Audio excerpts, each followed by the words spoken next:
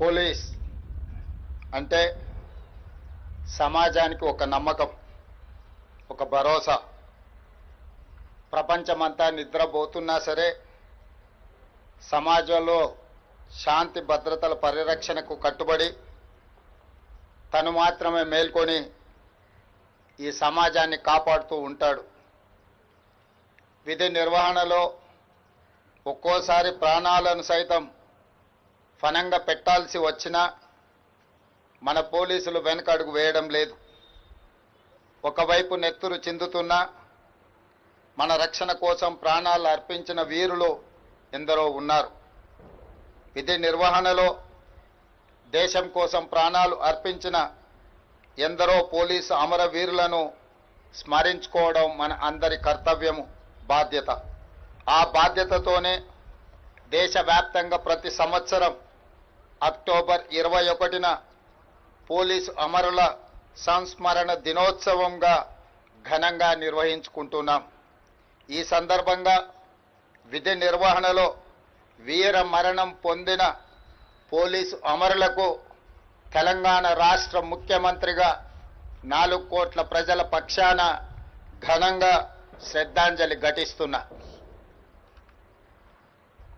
Police అమరులను స్మరించుకునే రోజు October 21కి మహోన్నత చరిత్ర ఉన్నది. 1959 అక్టోబర్ 21న అంటే సరిగ్గా 66 సంవత్సరాల కిందట భారత చైనా సరిహద్దుల్లోని హాట్ స్ప్రింగ్స్ వద్ద దురాక్రమణకు దిగిన చైనా సైనికులతో మన సైనికులు వీరోచితంగా పోరాడారు. మాతృభూమి పరిరక్షణలో సిఆర్పిఎఫ్ అధికారి కరణ్ సింగ్ నేతృత్వంలో 10 మంది జవాన్లు వీర మరణం పొందారు. నాటి నుంచి ప్రతి ఏటా అక్టోబర్ 21వ తేదీన దేశవ్యాప్తంగా విధి నిర్వహణలో ప్రాణాలు అర్పించిన పోలీసు అమరులను స్మరించుకోవడం మన దేశపు గౌరవప్రదమైన సాంప్రదాయంగా మారింది. దేశం కోసం ఆనాటి నుంచి ఈనాటి వరకు ఎందరో పోలీసులు ప్రాణత్యాగం చేశారు. వారందరికీ పేరు పేరున హృదయపూర్వక శ్రద్ధాంజలి ఘటిస్తున్నాను. ఈ సంవత్సరం దేశవ్యాప్తంగా 191 మంది పోలీసు సిబ్బంది, తెలంగాణ రాష్ట్రంలో 6 పోలీసులు విధి నిర్వహణలో ప్రాణాలను అర్పించారు. గ్రేహాండ్స్ కమాండోలు T Sandeep, V Sridhar, N Pawan Kalyan సంఘ విద్రోహ శక్తులతో పోరాడుతూ వీరమరణం పొందారు. Assistant commandant Banothu Jawahar Lal, Nalgonda constable B Saidulu విధి నిర్వహణలో వీరమరణం పొందారు. 3 రోజుల క్రితం నిజామాబాద్లో సిసిఎస్ కానిస్టేబుల్ ఎంపల్లి ప్రమోద్ కుమార్ విధి నిర్వహణలో వీరమరణం పొందారు. భర్త ప్రమోద్ను పోగొట్టుకున్న అతని భార్య ప్రణీతకు, అతి చిన్న వయసులోనే తండ్రిని కోల్పోయిన అతని 3 కుమారులకు, వారి కుటుంబానికి ప్రభుత్వం అండగా ఉంటుంది. వారి కుటుంబానికి 1 కోటి రూపాయల ఎక్స్ గ్రేషియా, అమరుడైన కానిస్టేబుల్ పదవి విరమణకు వచ్చే లాస్ట్ పే డ్రాన్ శాలరీతో పాటు కుటుంబ సభ్యులలో ఒకరికి ప్రభుత్వ ఉద్యోగం, 300 గజాల ఇంటి స్థలం మంజూరు రాష్ట్ర ప్రభుత్వం చేస్తుంది. వీటితో పాటు పోలీసు భద్రత సంక్షేమం నుండి 16 లక్షల ఎక్స్ గ్రేషియా, పోలీసు వెల్ఫేర్ నుండి 8 లక్షల రూపాయల ఎక్స్ గ్రేషియాను ప్రమోద్ కుటుంబానికి చెల్లించి వారి కుటుంబానికి రాష్ట్ర ప్రభుత్వం అండగా నిలబడుతుంది. అదే కాకుండా 18 సంవత్సరాల క్రితం 29/6/2008న ఒరిస్సాలోని చిత్రకొండ రిజర్వాయర్ మావోయిస్టుల దాడిలో మరణించిన 33 మంది పోలీసు అమరులకు స్థలాన్ని కేటాయించి దాదాపుగా ఈ 18 సంవత్సరాలు ఈ సమస్య పరిష్కారం కాలేదు.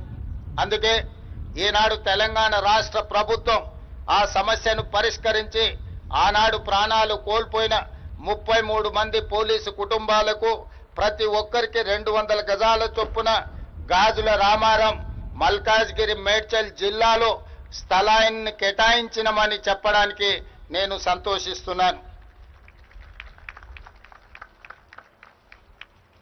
తెలంగాణ పోలీస్ శాఖ అవలంబిస్తున్న విధానాలు నూతన సాంకేతిక పరిజ్ఞానంతో రాష్ట్ర పోలీసు శాఖ దేశంలోనే అగ్రస్థానంలో నిలబడడం మా ప్రభుత్వానికి గర్వకారణం. ఇండియా జస్టిస్ రిపోర్ట్ 2025 ప్రకారం దేశంలోనే తెలంగాణ పోలీస్ శాఖకు ప్రథమ స్థానం లభించింది. అదేవిధంగా పాస్పోర్ట్ వెరిఫికేషన్ విధానంలోనూ విదేశాంగ శాఖ నుంచి ప్రత్యేక అభినందనలు పొందింది. ఈ విజయాలు తెలంగాణ పోలీస్ సిబ్బంది నిరంతర కృషి, అంకిత భావానికి నిదర్శనం. అలాగే ప్రజల భద్రత, శాంతిని కాపాడుతూ తెలంగాణ పోలీస్ శాఖ దేశంలోనే అగ్రస్థానంలో కొనసాగాలని నేను ప్రగాఢంగా కోరుకుంటున్నాను. తీవ్రవాదం, ఉగ్రవాదం, సంఘ విద్రోహ కార్యకలాపాలు, మతతత్వ ఆందోళనలు, వైట్ కాలర్ నేరాలు, మాదక ద్రవ్యాలు, సైబర్ నేరాలు, కల్తీ ఆహారాలు, గుట్కాలు, మట్కాలు, ఇతర అసాంఘిక కార్యకలాపాలు రాష్ట్రంలో పెరగనివ్వకుండా అహర్నిశలు శ్రమిస్తూ తెలంగాణ పోలీసులు దేశానికే ఆదర్శంగా నిలిచారు. నేరం చేసి తప్పించుకోలేమన్న పరిస్థితిని సృష్టించడం ద్వారా ప్రజల విశ్వాసాన్ని పెంచిన తెలంగాణ పోలీస్ శాఖకు నా హృదయపూర్వకంగా అభినందనలు తెలియజేస్తున్నాను. తెలంగాణ డ్రగ్స్ మహమ్మారిని పూర్తిగా నిర్మూలించే లక్ష్యంలో ప్రత్యేకంగా ఏర్పాటు చేసిన ఈగల్ ఫోర్స్ సమర్థవంతంగా తన బాధ్యతలు నిర్వహిస్తుంది. తెలంగాణను డ్రగ్స్ రహిత రాష్ట్రంగా మార్చాలి అనే మా ప్రభుత్వ సంకల్పం. ఇందుకోసం పోలీస్ శాఖకు పూర్తి స్వేచ్ఛతో పాటు విస్తృత అధికారాలను ఇవ్వడం జరిగింది. డ్రగ్స్ దందా వెనుక ఎంతటి వారు ఉన్నా వదిలిపెట్టవద్దనే ఆదేశాలను అధికారులకు జారీ చేశాం. ఒకప్పటితో పోలిస్తే నేరాల స్వభావం మారుతుంది. సైబర్ నేరాలు, డిజిటల్ నేరాలు, morphing content, drugs, human trafficking వంటి కొత్త తరహా నేరాలు పోలీసులకు సవాలుగా మారుతున్నాయి. మానవ నేరాలను మించి సైబర్ క్రైమ్ వార్తలు పత్రికల్లో ఎక్కువగా కనిపిస్తున్నాయి. టెక్నాలజీ రూపంలో ఎదురవుతున్న సవాళ్లకు టెక్నాలజీతోనే తెలంగాణ పోలీసులు సమాధానం చెప్తున్న తీరు ఈరోజు మనం అభినందించాల్సిన అవసరం ఉన్నది. సాంకేతికత వినియోగంలో తెలంగాణ పోలీసులు అందరికంటే ముందంజలో ఉండడం మనకు గర్వకారణం. సైబర్ నేరాలను ఎదుర్కొనేందుకు డీజీపీ స్థాయి అధికారి ఆధ్వర్యంలో సైబర్ సెక్యూరిటీ బ్యూరోను ఏర్పాటు చేశాం. ఈ విభాగం అత్యంత సమర్థవంతంగా విధులను నిర్వహిస్తూ దేశంలోనే ద బెస్ట్గా నిలిచింది. సైబర్ నేరగాళ్లను అరికట్టడానికి అంతర్రాష్ట్ర ఆపరేషన్లు సైతం నిర్వహిస్తున్న తెలంగాణ పోలీసులకు యావత్ దేశం అభినందనలు తెలియజేస్తుంది. తీవ్రవాదం, మావోయిస్టు కార్యకలాపాలు గతంలో రాష్ట్రంలో విస్తృతంగా జరిగేవి. కానీ నేడు పోలీస్ శాఖ చర్యల వల్ల శాంతి నెలకొంది. మావోయిస్టు ఉద్యమంలో ఉన్న అజ్ఞాత నాయకులను జనజీవన స్రవంతిలో కలవాలని నేను వారికి ప్రత్యేకంగా విజ్ఞప్తి చేస్తున్నాను. ఇటీవల కొందరు మావోయిస్టు కీలక నాయకులు లొంగిపోయిన విషయం మీ అందరికీ తెలిసిందే. అజ్ఞాతంలో ఉన్న మిగిలిన మావోయిస్టులు కూడా జనజీవన స్రవంతిలో కలిసిపోయి దేశాభివృద్ధిలో భాగస్వాములై తెలంగాణ రాష్ట్ర పునర్నిర్మాణంలో వారి యొక్క వంతు కర్తవ్యాన్ని నిర్వహించాల్సిందిగా మావోయిస్టులకు ఈ వేదిక మీద నుంచి విజ్ఞప్తి చేస్తున్నా. రాష్ట్రంలో శాంతి భద్రతలు నెలకొన్నప్పుడే, పెట్టుబడులకు రక్షణ కల్పించినప్పుడే రాష్ట్రం యొక్క ఆర్థిక వ్యవస్థ బలపడుతుంది. నిరుద్యోగ యువకులకు ఉద్యోగ ఉపాధి అవకాశాలు కల్పించబడుతుంది. కాబట్టి ప్రజల యొక్క సమస్యల్ని పరిష్కరించడానికి మీ ఆలోచనలు ఏమైతే ఉన్నాయో ప్రజాస్వామిక విధానంలో ప్రభుత్వాలకు సహకరించి ఆ కార్యక్రమాలను ముందుకు తీసుకెళ్లడానికి జనజీవన స్రవంతిలో కలవాల్సిందిగా మావోయిస్టులకి వేదిక మీద నుంచి విజ్ఞప్తి చేస్తున్నాను. ప్రజా సంక్షేమం పట్ల నిబద్ధతతో పనిచేసిన అధికారుల కృషిని మా ప్రభుత్వం గుర్తించింది. పోలీస్ శాఖలోని పలు కీలక విభాగాల్లో అర్హత కలిగిన మహిళా ఐపీఎస్ అధికారులకు పోస్టింగులు ఇచ్చి దేశానికే ఆదర్శంగా నిలబడినం. తెలంగాణ పోలీస్ అకాడమీ, జైళ్ల శాఖ, SIB, ACB, CID, vigilance, armed reserve, CCS, cyber security బ్యూరోలకు మహిళా ఐపీఎస్ల సారథ్యం వహించడం మా ప్రభుత్వానికి, తెలంగాణకే గర్వకారణం. హైదరాబాద్, సైబరాబాద్, రాచకొండ ఈ కీలక పోలీస్ కమిషనరేట్లలో జోన్ డీసీపీలుగా 7 మహిళా అధికారులే. 2 కీలక విభాగాలను సైతం సమర్థవంతంగా నడిపిస్తున్న మహిళా ఐపీఎస్ అధికారులను చూసి తెలంగాణ రాష్ట్రం గర్విస్తుంది. అదేవిధంగా పోలీసు ఉద్యోగం అంటే కత్తి మీద సాము వంటిదే. పోలీసులకు ప్రతి క్షణం పరీక్షే, ప్రతి దినం పోరాటమే. ఒకవైపు నేరాల అదుపు, మరోవైపు నేరాల విచారణ, ట్రాఫిక్ నియంత్రణ, పగటి గస్తీ, రాత్రి గస్తీ, బందోబస్తులు నిర్వహించడం, విఐపీలకు రక్షణ కల్పించడం, ఇలా సవలాక్ష బాధ్యతలతో విరామం లేకుండా పనిచేస్తూ మనమందరం ప్రశాంతంగా జీవించేందుకు తమ జీవితాలను సైతం త్యాగం చేస్తుంటారు. ఇంతటి కఠినమైన సవాళ్లతో బాధ్యతలు నిర్వహిస్తున్న పోలీసులకు ఎటువంటి కష్టం రాకుండా చూసుకోవాల్సిన బాధ్యత మన అందరి మీద ఉన్నది. అందుకే మా ప్రభుత్వం పోలీసు సంక్షేమం కోసం అనేక చర్యలను చేపట్టింది. అందులో భాగంగానే మా ప్రభుత్వం అధికారంలోకి వచ్చిన తర్వాత 16,000 మంది కానిస్టేబుల్స్, ఎస్ఐలను రిక్రూట్ చేసింది.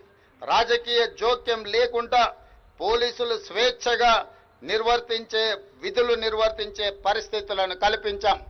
మీకు కేటాయిస్తున్న పోస్టులు, ఇస్తున్న అవకాశాలకు ఎలాంటి పైరవిలకు గాని రాజకీయ ఒత్తిడులకు అవకాశం లేకుండా మీ సమర్థత ప్రాతిపదికన, మీ అనుభవం ప్రాతిపదికన వివిధ హోదాలలో మిమ్మల్ని నియమిస్తూ మీరు పూర్తి స్వేచ్ఛగా పనిచేయడానికి తెలంగాణ రాష్ట్ర ప్రభుత్వం అండగా నిలబడుతుంది. సంఘ విద్రోహ శక్తులు, తీవ్రవాదులు, ఉగ్రవాదుల దాడుల్లో వీర మరణం పొందిన లేదా గాయపడి అంగవైకల్యం పొందిన పోలీస్ అధికారులు, సిబ్బందికి దేశంలో ఎక్కడ లేని విధంగా తెలంగాణలో అత్యధిక నష్ట పరిహారం ఈనాడు మనం అందిస్తున్నాం. విధి నిర్వహణలో వీరమరణం పొందిన పోలీసు కుటుంబాల్లో ఒకరికి ప్రభుత్వ ఉద్యోగం, ఇంటి స్థలం, వారి పిల్లలకు రెసిడెన్షియల్ స్కూళ్లలో ఉచిత విద్య, వైద్యం, బస్ పాస్ సౌకర్యం తదితర పథకాలను అందజేస్తున్నాం. మెడికల్ సీట్లలోనూ పోలీసు అమరుల పిల్లలకు ప్రత్యేకంగా సీట్లను కేటాయిస్తున్నాం. తీవ్రవాదుల, ఉగ్రవాదుల హింసలో చనిపోయిన వారికి అందించే ఎక్స్ గ్రేషియాను కానిస్టేబుల్ నుంచి ఏఎస్ఐ వరకు ₹1,00,00,000, అదేవిధంగా ఎస్ఐ సిఐలకు ₹1,25,00,000, డిఎస్పీ అడిషనల్ ఎస్పీలకు ₹1,50,00,000, ఎస్పీలకు ఇతర ఐపీఎస్ అధికారులకు ₹2 కోట్ల పెంచుతూ మా ప్రభుత్వం ఇప్పటికే నిర్ణయం తీసుకొని పోలీసు కుటుంబాలకు అండగా నిలబడాలి, వాళ్ళ మనోస్థైర్యాన్ని పెంచాలి అని చెప్పి పరిపాలనలో ముందుకు వెళ్ళడం జరుగుతుంది. మన ప్రాణాలకు, వారి ప్రాణాలను అడ్డుపెట్టే పోలీసుల రుణం ఏమిచ్చినా తీరదు. సమాజ శ్రేయస్సే ఊపిరిగా విధులు నిర్వహిస్తున్న పోలీసులకు అండగా నిలబడాల్సిన బాధ్యత మన అందరిపై ఉంది. ఆ బాధ్యతతోనే పోలీస్ సిబ్బంది పిల్లలకు ప్రత్యేక విద్యా సంస్థల్ని ఏర్పాటు చేస్తామని ఆనాడు హామీ ఇచ్చాం. అందులో భాగంగానే పోలీసు పిల్లలకు అంతర్జాతీయ ప్రమాణాలతో నాణ్యమైన విద్యను అందించే ఉద్దేశంతో రంగారెడ్డి జిల్లా మంచిరేవులలో యంగ్ ఇండియా పోలీస్ స్కూల్ని ప్రారంభించాం. ఇందులో 50% సీట్లు పోలీస్ సిబ్బంది పిల్లలకు, మిగతా 50% సాధారణ పౌరుల పిల్లలకు కేటాయించాం. Olympian boxer Nikhat Zareen, world cup cricket winner Mohammed సిరాజ్కి డిఎస్పీ ఉద్యోగాలు ఇచ్చి పోలీసు ప్రతిష్టను పెంచే విధంగా నిర్ణయాలు తీసుకున్నాం. అదేవిధంగా పోలీసు గౌరవం పెరిగితేనే రాష్ట్ర ప్రతిష్ట పెరుగుతుంది. పోలీస్ శాఖ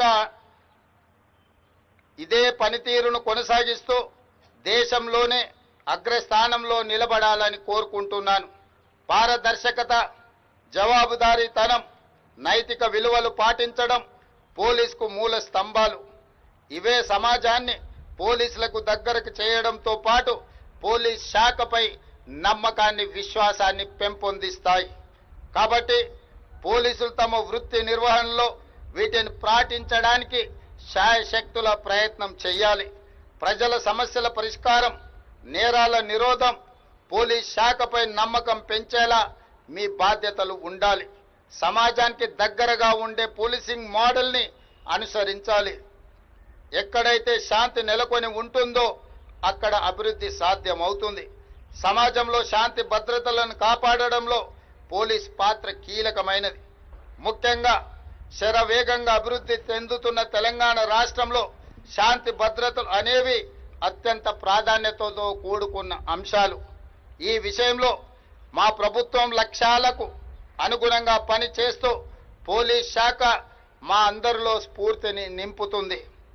సోషల్ మీడియా ప్రభావం బాగా పెరిగిన ఈ కాలంలో పోలీసుల ప్రతి అడుగు, మాట జాగ్రత్తగా ఉండాలి.